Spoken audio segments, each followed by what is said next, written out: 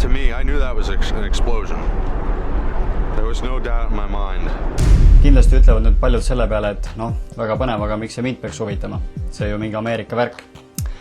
Ei sõbrad, juba ammu pole see enam Ameerika värk. Selle värgi nimi on uus maailmakord ning maailmas on väga vähe riike, keda see ei puuduta.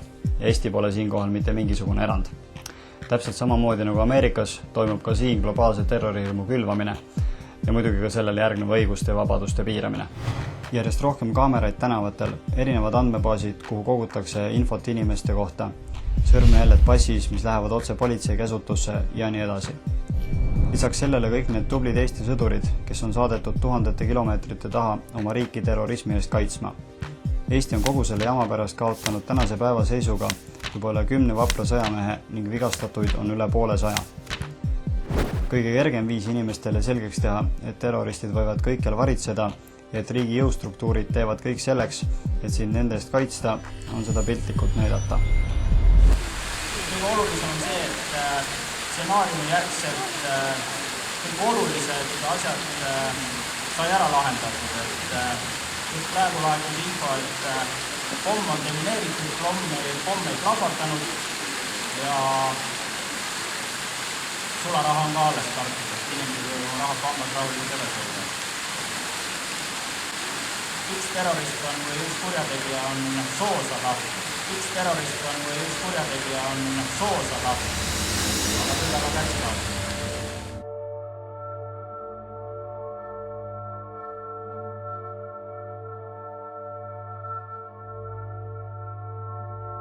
Lisaks globaalse terrorismi ettekäändel saavutatud totaalsele kontrollile inimeste, riikide, nafta ning jumal teab mille üle on veel üks, mitte just vähem tähtis teema. Nimelt oopium. Narkootikum, mis on valitsevale klassile tohutuks tuluallikaks ning mida Afganistanis kasvatavad kohalikud mässulised ja USA sõdurid käsikäes. The Taliban finances much of its operations by selling opium, which is grown from poppies, which are right now being harvested. So here's the question, why are American troops now helping Afghan farmers grow that opium? Nick Schifrin reports from Afghanistan on a controversial new policy. In western Kandahar, poppy farmers score, till, harvest their crop, and the Americans do nothing to stop them. And in one case, they even paid a farmer $1,000 after U.S. and Afghan special forces burned his crop. This is controversial. The opium trade is the Taliban's main source of funding. If the U.S. burned their crop, farmers would blame the U.S. for their poverty and turn toward the Taliban. I'm not going to lie to you, this farmer says. If my poppy were destroyed, I would be very angry. If we secure them having a good harvest, now they're going to get paid for all their hard work, and then we can deal with the trafficking afterwards. And that is the new U.S. policy. After farmers get paid, try to capture drug traffickers. These troops have confiscated 10,000 pounds of opium before the profit reached the Taliban. Ning nagu selgub meie välisministri jutust, ei jää mängust välja ka Eesti, kes saab oma noosi kenasti kätte. Narkootikumide teema. 90% oopiumil põhinevatest narkootikumidest, mis liigub ka Eestis, on otse pärit Afganistanist. Seda, kui sügavalt Eesti kõige sellega seotud on, näitab ka see, kui väga kardetakse nende teemade avalikku ja avameelset arutamist. Andres Toome. Siin peaks jälgima, et kelle huvides need missioonid on, et niisugust dialoogi või seda arutelu nagu millega pärast ei olegi kuulda, et mul isiklikult tekib tihtipeale kahtlus, et üsna paljud sõjad on algatatud majanduslikul põhjustel ja kõiki neid organisatsioone on seda ÜRO-d või NATO-d või Euroopa Liitu on lihtsalt manipuleeritud selliselt, et nad aktsepteeriks sellise tegevuse, et seesama Afganistani nagu sisseminek oli ju peale seda 9. septembrit. Mina ei usu, et 11. septembrit, et ma ei usu, et need kaks torni nagu ehitusinsenerina, ma ei usu, et need kaks torni varisesid kokku sellisel viisil lennukite tabamise tõttu. Teil on mingi huvitav vandenõuteooria või on teil faktid, mis tõestavad seda? Ma õppisin ülikoolis ehitust ja ma olen ehituskonstruktsioone nagu õppinud ja ma tean, kuidas hooned nagu käituvad teatud mõjude tulemusena ja see mis ma näen oma silmaga, ei lähe kokku selle jutuga, mis mulle üritatakse nagu peale suruda. Nii, üks tsitaat ajakirjanduses on meil tänases saates vähemalt olemas. Ausalt öelda, ma kaalusin, et seda võiks nagu tõstatada, aga ma ei oodanud, et see diskussioon oleks nagu nii lühikeseks muutunud, et praktiliselt ei jõudnud ma lausut lõpuni öelda ja huvitavalt nii kaitseminister kui saatejuhid mõlemad 3-4 suust panid selle teema lihtsalt maha. Kõige rohkem mind nagu rabas see, et kui seal neid juba langenud tornide jäänuseid näidati, siis seal piltidel oli väga palju sellised nagu Brenneriga lõigatud teraskonstruktsioone.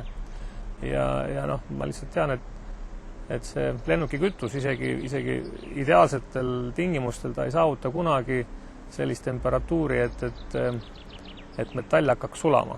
Et ta võib nagu terast, teras suht kiiresti läheb pehmeks muidugi, aga ta ei sula mitte niipea. Ja see, et seal ülemistel korrustel toimusid mingisugused isegi termilised kahjustused, see ei tohtinud mõjutada mingil moel alumisi korruseid. Et see pilt, kuidas maja kokku varises, on umbes nagu kaardimaja. Aga me teame, et kaardimajal või kaartide vahel nagu neid ühendusi ei olegi. Et umbes samasugust pilti me nägime seal nende 2 torni langemisel, et tunduski nagu nagu olekski kaartides laotud maja. Aga tegelikult on seal teraskonstruktsioon, et terasvardad läbi kogu selle kõrguse, et mõned võrdlevad seda nagu puiduga, et puu sees on ka pikad kiud, mis annavadki sellele puidule niisuguse sitkuse ja jäikuse, et isegi kui sa painutad seda, ta kipub tagasi endisesse asendisse. Ja need teraskonstruktsioonid, hiljem alles uurisin ka neid, et seal päris korralikud nagu teraskonstruktsioonid ja nad olid kaitstud temperatuuri eest betooniga, päris paksu betoonikihiga, ehk isegi mitmepäevane tulekahi ei tohiks nendele mingisugust kahju teha. Ja seda näitavadki need teised põlengud, mis sellistes suurtes tornmajades on tekkinud ja neid põlenguid oli ikkagi 10. Ja pole ühtegi juhtumit, kus see maja oleks varisenud kokku, et ta põles, tal tükid kukkusid küljest ära, kõik need viimistlus, aga see kandekonstruktsioon jäi ikkagi püsima. Et jah, see, et alguses oli niisugune teooria, et jah, need ülemised korrused hakkasid nagu varisema ja siis selle löökide jõul need alumised korrused ka nagu varisid kokku, aga sellel pole mingit põhjendust, kuna alumised korrused ei olnud üldse temperatuuriga kahjustatud ja nende inimeste tunnistused, kes olid tegelikult nende plahvatustest kõrgematel korrustel. Nad pääsesid läbi nende põlevate korruste ilma erilise probleemita, et mitu nagu tunnistajat, et nad läksid sealt tulekahjustlema läbi, et see temperatuur polnud sugugi nii hull. Kuigi nendest sündmustest on möödunud 10 aastat, on meil ikka hulgaliselt küsimusi. Ja hoolimata sellest, et ametlikus versioonis on kahenud lisaks 9/11 komisjoni liikmetele ka paljud teised avaliku elu tegelased, tituleeritakse kõik, kes selle teema üle avalikult arutleda üritavad, koheselt vandenõuteoreetikuteks.